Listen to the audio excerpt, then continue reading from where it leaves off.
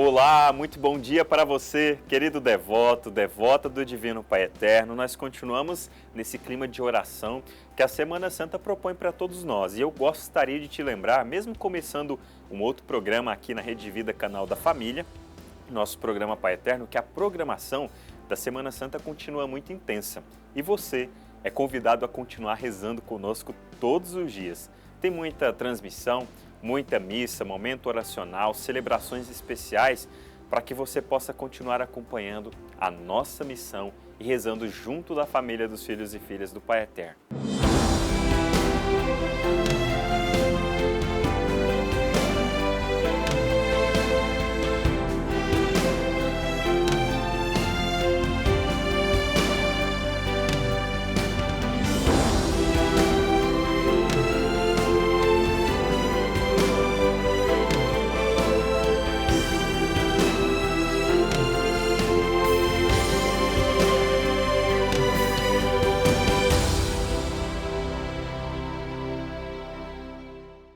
O Pai Eterno nos dá combustível para a nossa missão. Todos os redentoristas que colaboram de alguma forma com a missão do Pai Eterno precisam deste combustível, do amor e da presença do Pai para continuar o nosso trabalho.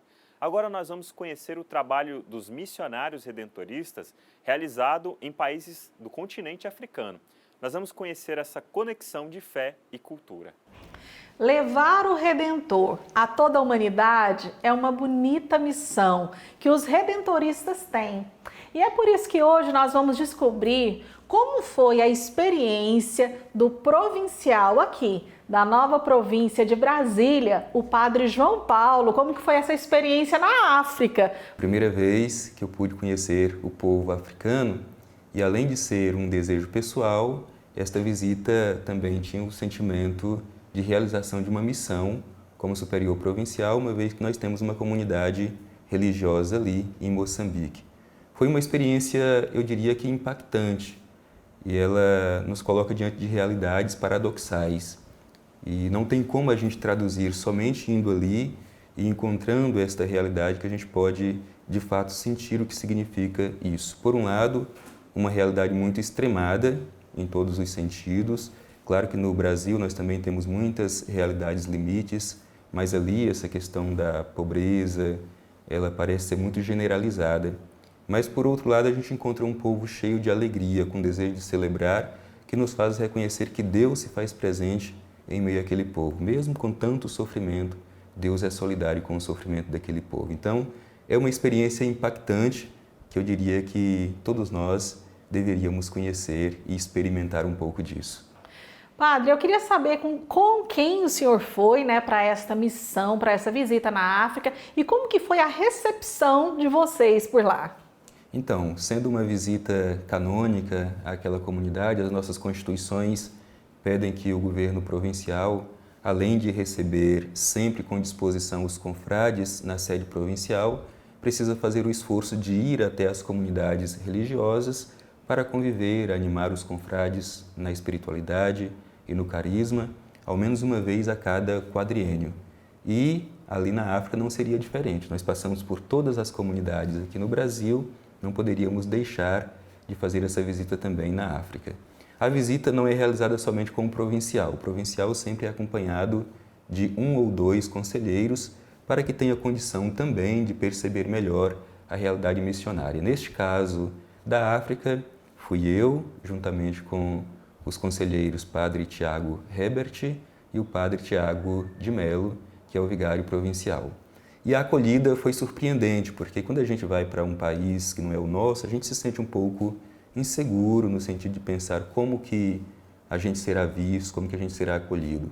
E o povo africano tem uma acolhida que de fato nos faz sentir como aqueles que estão levando aquele povo não somente uma presença pessoal, mas a presença de Deus, e eles nos acolhem nesse sentido de alguém que está indo no meio deles como mensageiro do Evangelho. Então, a acolhida deles é espetacular, surpreende qualquer um de nós. Eu acho que não tem nada que é possível de se comparar com o modo que nós somos acolhidos, sobretudo nas comunidades rurais mais simples, caminharam quilômetros antes da capela para nos encontrar e nos acompanhar até a chegada da capela onde nós deveríamos celebrar. Olha que lindo! Padre, a diferença, né? Assim, por exemplo, na celebração da missa que nós temos aqui no Brasil, o que diferencia nessas comunidades onde o senhor visitou? Então eu diria que as partes da missa são a mesma, é o rito romano, mas o povo africano celebra com muito mais vida, com muito mais alegria. Por isso a celebração é envolvida de músicas e danças, e eles não têm pressa em celebrar a Eucaristia. Então uma celebração mais simples, uma celebração da Eucaristia mais simples realizada por eles é pelo menos 2 horas, justamente porque é tudo cantado, é dançado, e eles colocam de fato a sua vida a ser celebrada ali diante do altar onde Cristo continua se oferecendo por cada um de nós. Então eu diria que o que tem de diferente é a vida que eles colocam na celebração eucarística. Vivem com o coração mesmo, né, Padre? Com a própria vida. Exatamente. Eles têm uma devoção muito grande, muito forte à Eucaristia. O sagrado para eles tem muito valor. Então, quando eles estão ali, diante desta realidade do sagrado, eles entregam de fato a sua vida. É bonito de testemunhar essa celebração. E eu acompanhei pelas redes sociais da província, Padre, um momento assim bonito, em que algumas mulheres se enfileiravam e entregavam para o Senhor, vinham com cestas e faziam uma entrega para o Senhor. Que momento que foi aquele? Explica para a gente um pouquinho. Então, em Moçambique, eles têm o costume de fazer 2 momentos do ofertório. Tem o primeiro momento, que é a oferta normal, como nós fazemos aqui, mas tem um segundo momento que eles chamam de ofertas especiais. E neste momento eles levam os frutos da terra, aquilo que faz parte do seu cotidiano, como oferta a ser apresentada diante do altar. Então cada um, de acordo com a sua realidade social, econômica, oferece aquilo que tem diante do altar. Por exemplo, coisas que para a gente pode parecer insignificante, mas se a gente entende a realidade daquele povo, a gente percebe o valor daquilo que é oferecido. Por exemplo, uma garrafinha de água potável, água mineral, que alguém entra na procissão para colocar diante do altar. Para nós, que às vezes temos um acesso muito fácil a essa realidade da água tratada, pode ser insignificante, mas para eles que não têm a água tratada de forma muito fácil, esta oferta apresentada traz um significado muito grande. Ou, por exemplo, alguém que oferece uma pequena caixa de fósforo. É o que ela tem. Isso nos faz lembrar daquela oferta da viúva diante do tesouro do templo, né? O que ela tem, ela oferece diante de Deus. Olha que bonito. Padre, como está estruturada hoje a missão que é coordenada pelo senhor, pela província de Brasília, lá na África? Então, lá na África, nós temos vários países com a presença redentorista e em Moçambique, especificamente, está uma comunidade que é formada por membros aqui da província de Brasília. São 4 confrades que ali estão. Esta missão iniciou em 2012, continua até hoje. A gente tem perspectivas de futuro. Hoje estão lá 4 confrades. Padre Bernardo, que já é um confrade mais idoso, que a gente precisa louvar também essa entrega missionária, este ano completando 80 anos e ainda está ali dando o seu testemunho de disponibilidade missionária. Padre Isaías, que é um confrade já mais jovem, que está lá há pouco mais de um ano, e 2 jovens que, inclusive nessa visita, fizeram a sua profissão perpétua durante este período, né? O Frater Raul e o Frater Vinícius, também dando este testemunho que mesmo os jovens que estão chegando trazem consigo esta abnegação para se dispor à missão para os lugares mais desafiadores.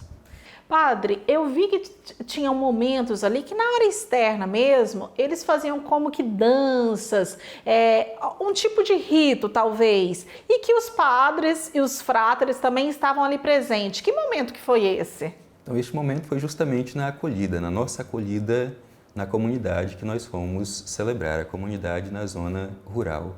Funciona mais ou menos como aquelas brincadeiras, músicas que os grupos de jovens fazem aqui. Então é isso que eles fazem para acolher os missionários quando chegam na comunidade para celebrar. Antes de celebrar a missa, tem todo este momento bonito de acolhida, de integração, para que a gente possa depois celebrar tudo aquilo que a gente vive. Eu acredito, padre, que sair de uma experiência dessa, sem mudar algo dentro da gente, seja praticamente impossível. O que o senhor, como padre, como sacerdote, percebe mesmo assim que foi uma mudança interior na sua vida, nessa missão? Então, eu acho que o que mais impacta, e a gente não tem como se livrar desta interrogação, é de se perguntar se de fato a vida é complicada demais e nós não conseguimos entender, ou se a vida é simples e a gente complica demais. E aí eu acho que essa segunda opção é válida, porque é um povo que não tem acesso a tantas coisas que a gente pensa ser indispensável. E, no entanto, é feliz, é alegre e sabe reconhecer que Deus se faz presente. E aí eu digo que ser simples não é tão fácil assim, mas a simplicidade nos traz liberdade. E eu acho que todos nós poderíamos fazer um esforço maior para viver mais a simplicidade evangélica que a gente percebe naquele povo. Vamos agora ao quadro Você Sabia, onde o padre Valmir Garcia nos tira mais dúvidas sobre a nossa igreja. Olha, a dúvida de fé que o padre Valmir vai responder para nós hoje vem a partir da seguinte pergunta: é possível celebrar a Santa Missa sem música, sem canção? Vamos responder para você. É plenamente possível, sim, celebrar quando nós, os padres, por exemplo, não temos missa na igreja e nós devemos celebrar a missa todos os dias, nós celebramos em casa e às vezes sozinhos ou na companhia de algumas pessoas. E essa missa é sem música, porque não temos equipes de liturgia para cantar em todas as celebrações. O ideal é que tenha equipes de liturgia para cantar, porque o cântico não é só um enfeite para a celebração. O hino, o canto, ele é um louvor que nós prestamos a Deus. Mas se não tem quem canta, não precisa se preocupar com a música. O importante é celebrar o mistério da paixão, da morte e ressurreição do Senhor, que é celebrado em todas as celebrações eucarísticas. Olha, vamos juntos rezar pedindo ao Pai Eterno nessa despedida do nosso programa mais bênção sobre nós. Você devoto, você devota, é meu convidado, minha convidada na oração deste dia. Vamos juntos rezar, suplicando ao Pai Eterno as bênçãos sobre você.